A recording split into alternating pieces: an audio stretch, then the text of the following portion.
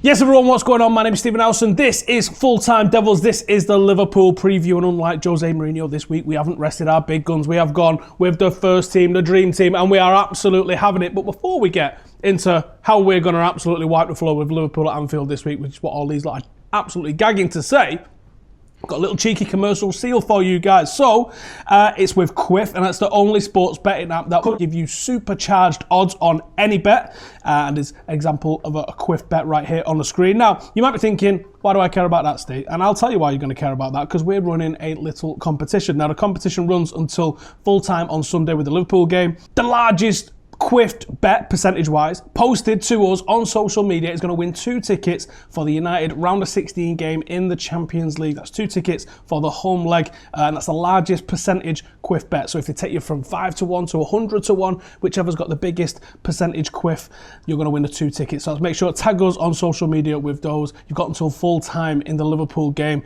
to get those into us. Any bet on the United and Liverpool game is going to count. I fancy Rashford at 3 to 1 as an anytime goal scorer. You can check that out on there. Link is in the description. Gamble aware. T's and C's apply, and you've got to be over 18. First thing that we're going to talk about then is Manchester United on paper, Liverpool on paper, because that's where football is played, isn't it, Paul? How do we look going into this game? That felt, Steve, like a loaded question. I'm not sure if you're aware of that or not. What? Obviously, we battered Fulham 4-1, so we're flying. We're absolutely no problem. That Valencia game didn't count. That was basically a friendly, just a dead rubber. So we're on the back of the only 4 meaningful games. The last 4 meaningful games we've played, we've avoided defeat. So it's all going to be gravy. No, I mean, listen. Yeah, there were 3 draws and then a win, because I'm literally not counting Valencia. I mean, alternatively, you could say that our form goes draw, win, loss. That's not quite so pretty, is it?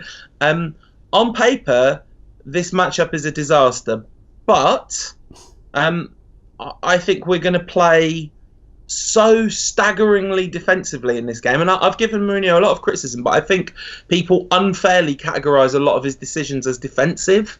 I think they've been more incompetent than defensive for the most part. That's been the real criticism. But the one time that he really did park the bus was at Anfield, and I don't know how Jose Mourinho, with all his experience and all his kind of leanings and tendencies, is going to look at this game and do anything other than, right, lads, you're not crossing a halfway line.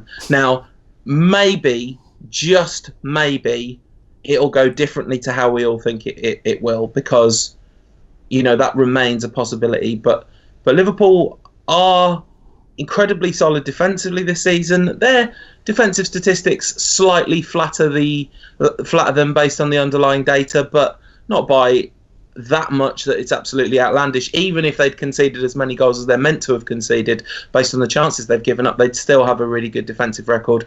And now, worryingly, their forwards are firing again, or let's say Mo Salah's firing again. He's now, I think, is it joint top scorer in the Premier League, having kind of been criticised for a really poor start to the season. So I genuinely can't remember a time. You think about this time last year when we were heading into Anfield, we were in really good form and they looked really shaky. And actually, that was one of Mourinho's biggest mistakes, I think, in his time in charge, to not allow the horses to run free in that game. That's his phrase, by the way, not mine. So this is, I'm not going to lie, this is a scary one. Like, this is going to be one watching between our fingers. John, is there any positivity to be had going into this game, or is it a case of dead men walking?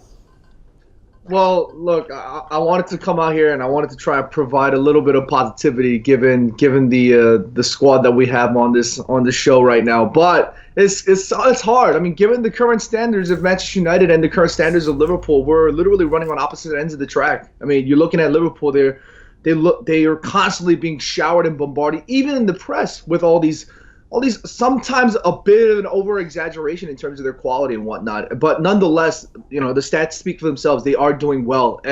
On paper, if you did ask me in the beginning beginning of the season, on paper, do we look up for the challenge? I'd be like, hell yeah, you know what I'm saying? Like, we don't have a bad squad. But now we're in December, and you still tell me to look at the paper. Now I'm going to be like, no, this is going to be one hell of a show if we don't get something out of this because of where Manchester United are going in this situation. I mean, it's going to be difficult, irrespective of how you look at it, on paper, through goggles, through Hinge, Tinder, however you look at this goddamn thing, it's going to be difficult, and it's just going to be very, very tough. But the only positive maybe I can see is that Jose Mourinho is a man of absolute shithousery, and he might be able to figure out a way to get a good result, especially against, you know, top elite opposition. He can't get a result against Crystal Palace, but he can get a result against Liverpool. Who knows? I mean, like, I can't even sit here and give you a proper estimation, but that's probably the only positive that we can get out of that. That's the problem, innit, Adam? That is, we've been so inconsistent that you can't even start to predict how some games are going to go, and you just have to kind of shrug your shoulders and go, no idea. You can't predict how we're going to play. You can't predict how we're going to set up. You can't predict what United can predict how we're going to set up. In terms That's of, not a problem. I don't think we can, though, because it all just seems to be chopped and changed, and no one really has an idea of what's going on. Nobody really has an idea of their role in the team. Nobody really has an idea of anything at the moment. And that's a problem. When you look at Liverpool, they all know what's going on. They all seem to be singing from the same hymn sheet, and at the moment it's working very well for them. Look, I was wrong on Jurgen Klopp. I thought Liverpool wouldn't be able to improve enough to go on the run that we've seen them have now.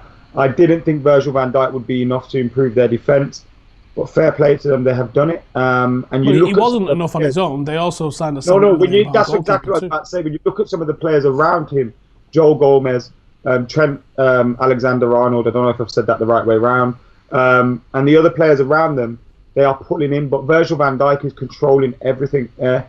And, you know, he's kind of like shows what a big centre-half signing can do for you, and what, you know, United would have liked to have had in terms of a centre-half signing. But what it also shows is that when you've got a team that are playing to a plan, playing to a method that gets the best out of the players, a method that the players enjoy, and they feel that bond with the fans and the manager and everything, you get good results. And at the moment, as John said, we're a complete polar opposite, unfortunately. But having said that, better Manchester United sides have gone to worse Liverpool sides and lost. You know, better Liverpool sides and then flip it around. And we've done, I remember going there under Louis van Gaal and winning 1-0, and we can get results there. I don't think that would be a surprise if Manchester United won. The disappointing thing in that, if you can say winning at Anfield is disappointing, is that we almost know that it won't be a consistent thing. And that's the problem at Manchester United. There's no consistency in performance from the players and from the manager. And I think there's also no sign that the manager is willing to change or adapt to get the best out of this team. And because of that, you can't see things improving. When there's a willingness to change or adapt, you can hope that there will be improvement, and you hope that things will get better. But it doesn't seem to be the case at the moment, unfortunately. But I pray to God, these players, this manager, if some of you are going in the summer, if the manager gets sacked, whatever, just pull it out the bag, please, because these are top of the league. And I know it sounds really like Liverpool, like it used to be back in the day, where they just want to... Don't say it. Don't say it. Do it. Right. City needs to what you're saying is Jose needs to watch Rocky 4 and just watch the speech at the end. Is that what you're saying? Can I just say, the Rocky movies are hella overrated. Oh, even the first one. The first one's a masterpiece. The first one is a genre masterpiece. People literally play the music from Rocky to get motivated. There's not another film out. No one puts Anastasia on, did he, and starts banging out reps. Don't happen. Right, you said Paul, the manager don't make a difference the other day, Steve. Right, listen, do you want to get into this? Do you want to get into this? Do you want to get into this? You said, and I quote, manager don't make a difference. Manager's job is not what I said. What are you telling me? That's what I said. I didn't say the manager makes no difference. I said the difference he makes is overrated. Paul, have you read Soccernomics? Yeah. Right, do you know what I'm talking about then? I do know what you're talking about, but I'm not sure that's the conclusion that was drawn from Soccernomics. I think that the conclusion that I draw from what the impact of a manager is overrated by most people. Is the conclusion. But the conclusion that's drawn is that that there is a percentage difference made by the manager, and a percentage difference. If you imagine, like what they put it as, around a 5% swing, either 5% plus or 5% worse.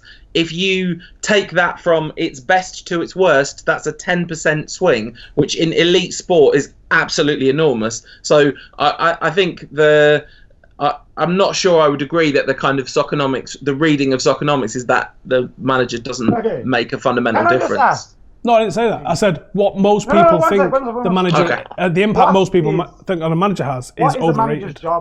What is a manager's job? The manager's job is to assemble a load of personalities that can probably play to a plan and keep them happy and motivated enough.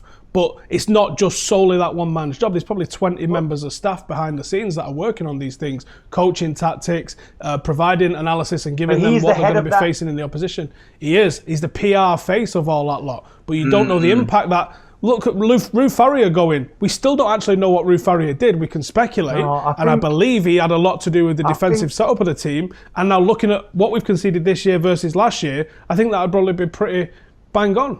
I'm not having that at all. The argument is fundamental that it's not. If you just change the manager and nothing else at this club, we are not guaranteed to be any better. I'm not having that notion, to be honest, because I think if you look at any kind of organisation, leadership is absolutely crucial. If you look at a school, it is almost entirely true to say, if you meet the head teacher and have an understanding of what a head teacher's job is, and a school with a good head teacher is almost always a good school. It's almost all, even though what that relies upon is hundreds of people, or at least tens of people doing a job, they're steered, and the tone and direction is set by the leadership. This is the same with the CEO of a major organisation. Why do CEOs get, apart from the fact that capitalism's broken, why do CEOs get paid insane amounts of money? They do it because, in theory, their decisions are the ones that have the kind of the biggest lever effect. So that one person's decision, even though many other people are involved in the culture of the organisation and the impact that leader's able to have, it's the buck stops with the leader of the organisation. John, is there any logic in us ripping it all up and starting again, getting rid of the manager, maybe sacking off a handful of players? That seems to be what a lot of fans want United to do. Well, the illogical side of me wants to sit here and just say fire every single piece of crap that has to do with upper management at Manchester United. No, for real. I mean, like, as a management perspective, the buck stops with the manager, and it's not even just. And what I'm saying illogically is not just the manager. Every single person involved with Manchester United deserves to take a fault and a blame for this situation. You can't just point one finger at one person, but every single person involved in that entity has to take some sort of fault for this. But when you say rip it up and start again, I don't really see start again. I mean, some of the problems have persisted with Manchester United even during the end of the years they're under Sir Alex Ferguson. You look at the defensive situation at the back. We've had Chris Smalling, Phil Jones, Johnny Evans. We've had that calamity at the back. Antonio Valencia. Ashley, I wish we had Johnny Evans, John.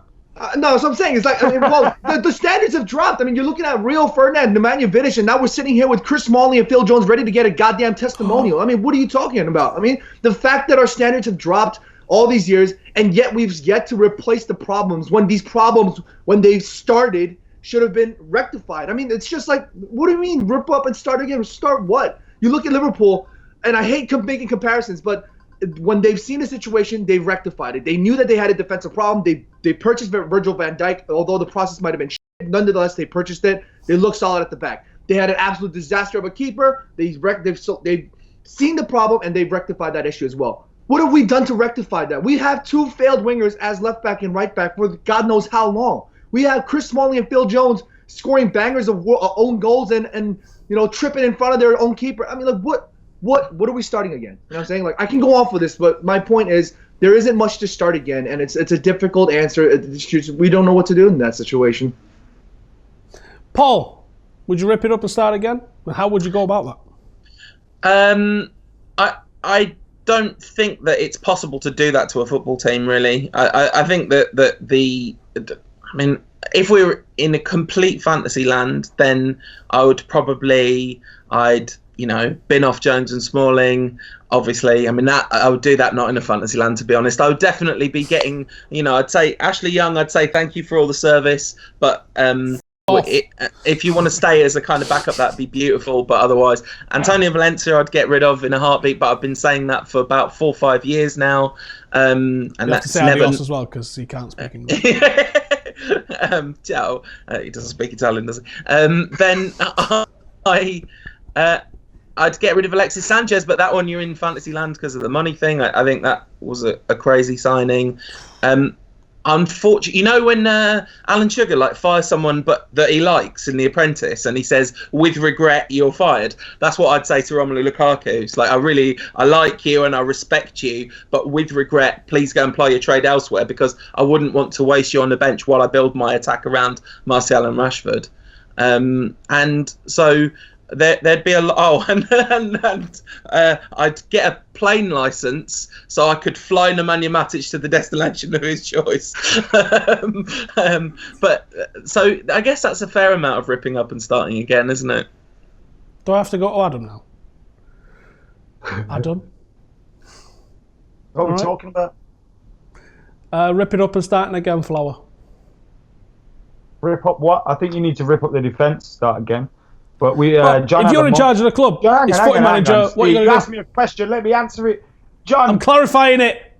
John mentioned we're playing Valencia, Young, Smalling, Jones by choice. By choice.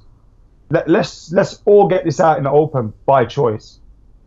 Paul mentioned I wouldn't mind if Young's a backup. Nor would I. We could have him as a backup by choice. We choose to play Ashley Young. We chose, to freeze Luke Shaw out of the team at one point. There's a way of getting him to change and keeping him on side. And Dalot, Dalot's been a breath of fresh air. He doesn't play. We don't have to play Valencia. In fact, Valencia hasn't played for a long time. Phil Jones came back, scored an own goal. He hasn't been playing recently.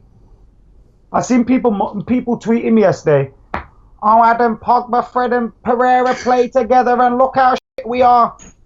Like, really? We play like that regardless of the selection.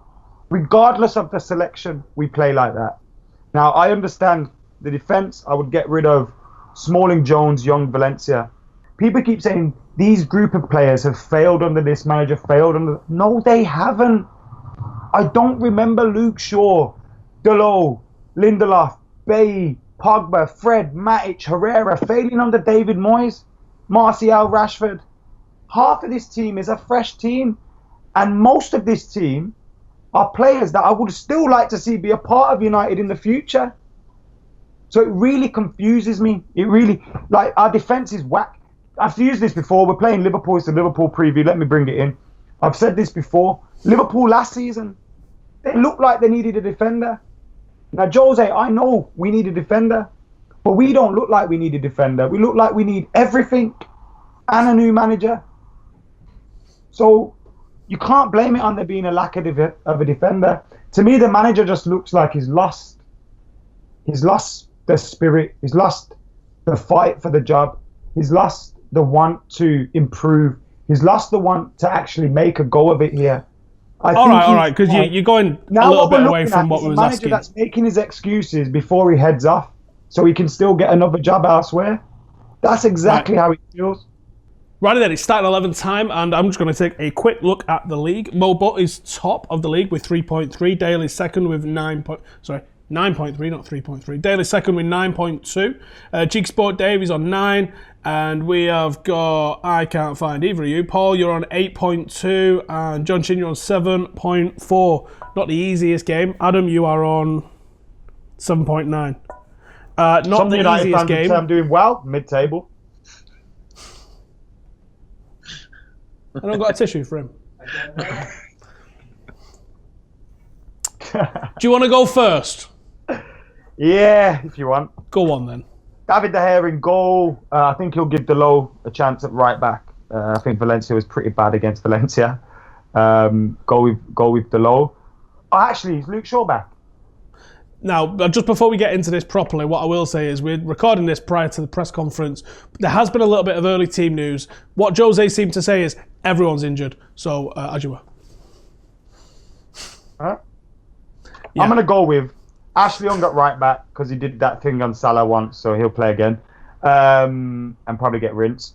Luke Shaw at left back. Bailly. If we go with Bailly and Rojo at Anfield, there's going to be 2 red cards, isn't there? Yeah, boy! Rojo's definitely been ruled out. Thanks, Paul. No worries. I want to win You shouldn't fair. have said anything, Paul. Come on. I want to win Paul, fair. I we're going don't for want to win points because here. Adam hasn't done his research. Prizes. I've given up hope on football these days, if you haven't noticed. Just fuck it. Bailly, Smalling. Matic. It was obviously Valencia was obviously proof that he should start every game. Obviously, so Matic, Herrera, McTominay, Lingard, Rashford, and Lukaku. No Pogba? I think you're probably right. John, give us your 11 for this weekend. I want David De Gea in goal. I have a back four of Luke Shaw, Phil Jones, Eric Bailly, and Ashley Young. I rather have Smalling, but I think Jose Mourinho's going to go for Phil Jones. Can I drink on screen? I want to take a swig before I finish this crap. I'm gonna go.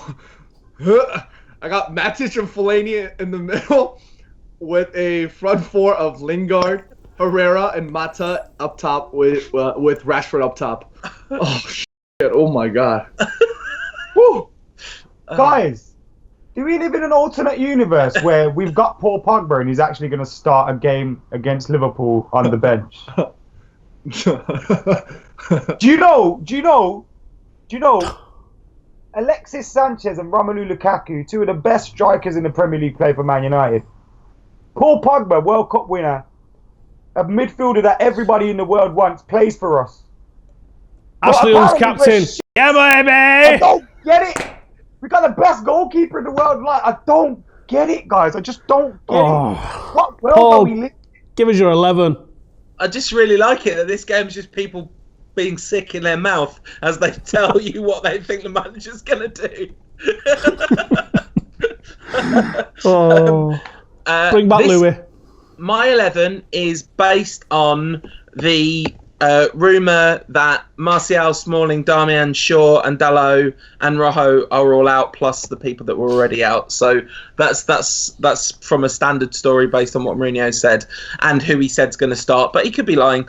David Nett, and the fact that he's playing badly is very upsetting as well, because it's like the one last row of hope. Anyway, David Nett, Valencia, Bailly, Jones, Young. Yay! Herrera, Matic and Fellaini as a midfield 3. Although Adam mentioned McTominay, I should have gone McTominay over Herrera because can't have nice things. And Lingard, Lukaku, and proof that actually you can have nice things. A man who is banging form, even looked good in that mess against Valencia. The one, the only, Marcus Rashford. Hope for the future remains, ladies and gentlemen, in the form of the small handful of brilliant committed footballers that we still have at this club. I just want Marcus and Martial and them boys to just protect their spirit at this moment. Yeah, me too. Protect what you've got. Yeah. Because it's going to come good eventually at this club. Yeah. You're going to burn. Did you just Brighton. dab? Did you just dab? Who? Get out. Who dabbed? This dickhead here. He didn't dab, he protected himself. Oh, John. He's in New York as well. Yeah, he's allowed. Didn't they make it? We need to have words. Right, does anyone know anything about Liverpool? How do you say that? Liverpool. Poo. Is the L silent? They're good. Anyone know anything about our opposition? Paul, know anything about these lot? Never heard of them. Yeah. They're the best Liverpool sides I've seen for a long time. I guess you could say the Torres era side, maybe Gerrard and Alonso. That was a pretty good team, but I felt like there was big holes in that team. And I guess you could say the Suarez Sturridge era, but they had Gerrard trying to play a central midfield in that, so that, as we all remember, did not go well for them. It's a good job for United fans that we exist at a time when a state-sponsored, financially doped to the eyeballs Manchester City exists, and we don't have to contend with this Liverpool team actually getting what they would have probably got at most other times in the Premier League. It's a bit of a problem, isn't it? It's a bit of a difficult situation. It's a bit sticky. Do you know what, right? If these horrible knobheads win the league, and them horrible knobheads go and win the European Cup, I'm going into hiding for 9 years. I'm just going to disappear. I'm going to wear a dress, change my name to Kristen. I have to say, for me, like, I actually... this is like going to be profoundly unpopular, but you know, I've said what I've said about Mourinho, so that's not unusual. I don't begrudge them their whatever. It doesn't matter to me. And this is, I've watched my team do absolutely incredible things for almost all of my adult life, and I hope that I get to do that again. I really do hope that I get to see that again. And if I don't, I'm never going to complain about it, because I'm already I feel bad for, you know, your lot's kids who, you know, they're kind of experiencing what we did when we were kids. My generation, I mean, not yours. You just brought up on victory. But the thing is, it doesn't matter to. I mean, obviously, you don't want your rivals to win stuff. If Spurs somehow win the league this season, that'd be helpful, you know. So we don't have to cope with a team we care about winning stuff. But it doesn't matter in the end. It really doesn't matter. John, Liverpool, any of these pretenders that we should be worried about? I really wish that we were sitting here in a well-structured, a well-situated Manchester United talking about how we can tactically move. Yes, we're not. So I'm gonna say Jose Mourinho's probably gonna do his utmost best to make a shit show, an even more shit show, in the sense that we're gonna try and somehow negate Liverpool's press by allowing them to sort of just kind of talk about Liverpool, Johnny. Definitely. Exactly, and that's probably what we're gonna see, the likes of, you know, Salah, Firmino, and all of those guys just going running wild. I think they're gonna try and look for ways to literally dismantle us on all aspects of that pitch, and we got to try to find a way to negate that. But honestly, it's very difficult. We're going to do? I think what we're doing is we're going to offer so many weaknesses they don't know which one to attack, and we'll confuse them. They're kind of an interesting team. If you take the tribalism out of it, they're kind of an interesting team this season, because they are definitely doing something very different to what they were doing last season. Last season, I think, in part to compensate for the defensive frailties that Klopp was all too aware of, they just went hell for leather in absolutely every game. But they are not doing that at the moment. They're not blitzing teams in the way that they did last season. It's not all kind of sound and fury and heavy metal football, as the phrase that Klopp himself hates. They've been much more structured, much more about ball retention, much more about defensive stability, and much less about just kind of blitzing teams with that press. And what will be really interesting is positive today, Paul. I mean, I'm just doing analysis, Steve. No, I don't want it though. Okay, well, you shouldn't have asked me about what I know about them then, should you? Adam, just give me a one-line of nonsense about Liverpool that can get clipped up and shared all over Twitter on Sunday afternoon. Go. I'm not doing it, man. I'm not going there. All right, thank you. What score is it going to be then? This will probably be clipped into something anyway. Yeah, I'm sure. Whatever. They're a very good side, man. I think you look at the business they've done in the summer. They only went and improved on what they had. You saw last season, once they got a goalkeeper and a solid centre half, which they got in January, they'd be on it, and that's exactly what they are. But they not only improved there, they got Shaqiri, who's a decent squad player, and they got Naby Keita in the centre midfield as well, who I think eventually will be a better option than someone like Jordan Henderson for them.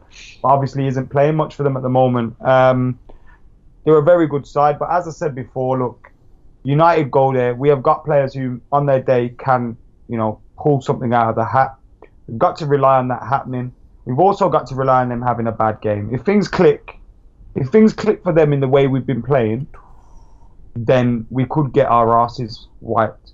And we know how their fans like to get up for things. They're not going to just sit back after 2 or 3. So we need to make sure we've got it. And these are the kind of games. Listen, I complain about Mourinho's at-home Matic every game and this, that, and the other. But these are the games where I know Mourinho could potentially come into his own because he likes to spoil things. But the problem for Manchester United is, guys, just like it was against Arsenal, a point isn't enough anymore. All right. 2 points drop. Give me your score prediction. Behind everyone else. My prediction. What score is it going to be? Your prediction. 1-0 United, innit? Part of the tank at Anfield. Come on, Paul. What score is it going to be? I think one of the interesting things about this is I'm not sure we've got the personnel for Mourinho to really do the spoiler job that he'd like to do, and that's not a criticism of anyone actually. That's just about injuries. It's kind of unfortunate that we can't play 3 centre backs, 3 holding midfielders, 3 holding midfielders up front. You know what he'd really like to do. Listen, if you're asking me, which you literally are, for a score prediction of what I think the score's going to be, I cannot speak. If I speak, I'm in big trouble. I prefer not to speak. No, I guess I think it's going to be like 1-0 United. Say Paul, go on, Paul. 1-0 United. Yay! Keep delusional. John, what score's it going to be, son? I'm gonna go 2-2. Nice. I like it. I'm not going to sit here and predict a loss to Liverpool because I'll throw up on the way out of here if I do that. You're not allowed. I don't necessarily believe it, but I'm going to say 2-1 United because I don't think we can keep a clean sheet. And I think it's going to be a Marcus Rashford absolute masterclass like it was last time at Old Trafford. That's what I believe in. 2 shots on target, 2-0 United. Scousers crying all over the place because they had 45 shots on goal and didn't win the game, and they want a statue of Klopp and all the rest of it. We are going to be at Anfield as usual. Make sure to check the link in the description for Quiff. Come and download Quiff. Come and get in the mix. And remember, the biggest percentage increase that you can get on Quiff is going to win 2 tickets for the round of 16 game at Old Trafford, whoever and whenever that actually gets decided. So make sure to check it out. Terms and conditions apply. Over 18, gamble aware, all that sort of good stuff. And we will see you after we go and park the tank at Anfield. On top of that, if you click the link to sign up, once you deposit, you'll also receive a further £10 surprise bet courtesy of Quiff's partnership with Full Time Devils. This bet is chosen for you, could also be supercharged, and should it win, you'll have the potential winnings withdrawable in cash, including the stake. So there's basically no wagering requirements. John, I want to see the second book on the middle shelf, please. I want you to turn to page 31, and I want you to read the first line. Wait a minute! I'm sending Have this you to got Mourinho. Steve Round's book? When did Steve Round come out of yours?